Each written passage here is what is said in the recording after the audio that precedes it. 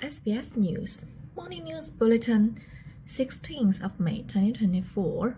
In this bulletin, a Labour senator breaks ranks to accuse Israel of genocide.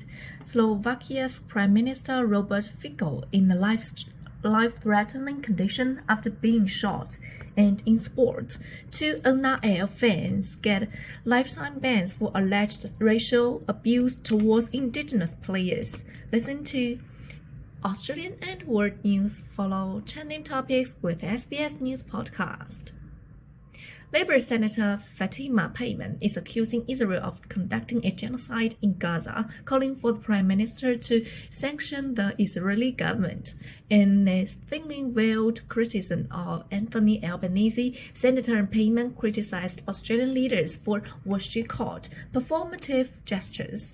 She is the first Labour parliamentarian to break ranks by describing what is happening in Gaza as genocide. Ms. Payman says she had no option other than to voice her concerns. My conscience has been uneasy for far too long, and I must call this out for what it is. This is genocide, and we need to stop pretending otherwise. I see our leaders performatively gesture, defending the oppressor's right to uprise, while gaslighting the global community about the rights of self-defense. Israel rejects claims of genocide, arguing at an ongoing case at the International Court of Justice that it's acting in self-defense in fighting Hamas. A second major university has moved to shut down a pro-Palestinian encampment as another threatens police action against protesters staging a sitting on campus. And the Australian National University in Canberra told students to prepare to vacate the camp after it met organizers. The ACT's National Tertiary Education Union says students have been directed to collect their belongings and vacate the encampment by the end of the week. Deakin University in Melbourne ordered the immediate dismantling and removal of a similar encampment at its Burnwood campus on Monday.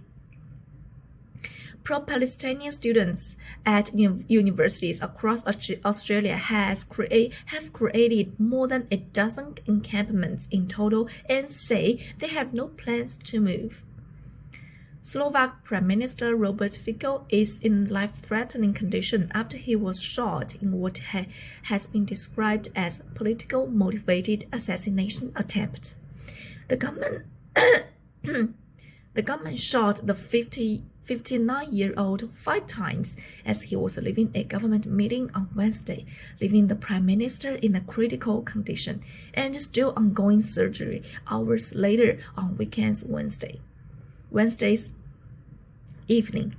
Interior Minister Matus Stajistok told a news briefing the assassination attempt was politically motivated and the perpetrator's decision was born closely after the presidential election.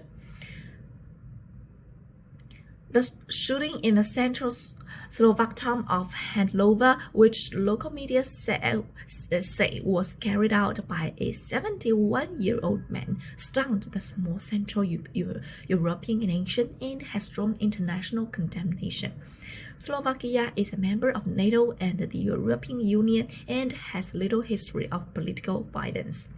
Russian President Vladimir Putin and United States President Joe Biden have both expressed their shock and condemnation at the shooting. Migrant communities are calling for greater transparency regarding the latest updates to the National Disability Insurance Scheme. The federal government has flagged substantial changes to the scheme following massive costs that are projected to reach $90 billion at the end of the decade. Finance Minister Katie Gallagher says one of the budget's greatest pressures was on how to get the NDIS back on track. But Naha Prakash from the National Ethnic Disability Alliance has told SBS these changes could be coming at the expense of the migrant communities. We want to make sure that our communities don't miss out. We do require a lot more transparency around the rollout and understand what that means for our communities because they are currently very worried. So there's a need for it to be clear. We do believe that no person with a disability should miss out on essential support. Currently in the existing budget, we think there's not a lot of information regarding fundamental support. And we would have liked to see something more on this.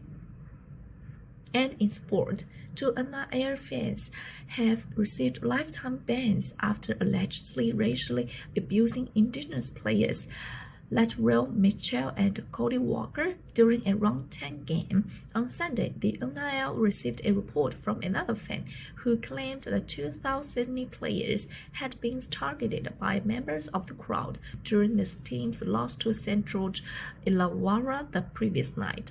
It then prompted an investigation by the Integrity Unit, resulting in the two spectators being issued with a breach notice under the league's Spectator Code of Conduct.